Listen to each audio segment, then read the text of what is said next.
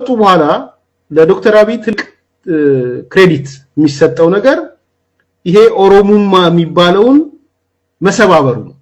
ሰባብሮታል። ኦሮሚያ ሰባብሮታል ስለ አልሞተም። በነገራችን ላይ እኔ እንደምንድነው የምመስለው በተለምዶ የሚባል ነገር አለ። ሜቢ ሰምተው ይሆናል። አይጥ ድመት 9 ነፍስ አላት ይባላልና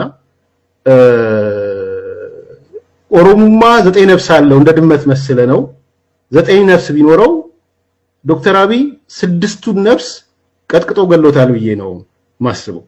በሶስቱ ነፍስ ነው እየተሯሯጡ ያሉትና በዚህ ትልቅ ውለታ ነው ያለው። በአንድ በኩል አሁን ለማን ስናስበው ዘፋዘር ኦፍ ኦሮሙማ ነው።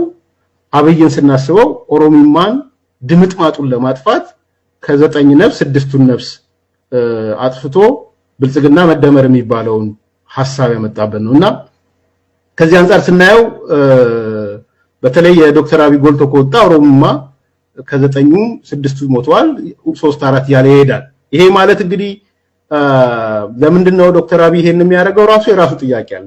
እኔ በተደጋጋሚ ይላለው ብሔርተኛ ነው ብዬ አላምንም፣ በፍጹም አላምንም። በዚህ የስልጣን እንትን ነው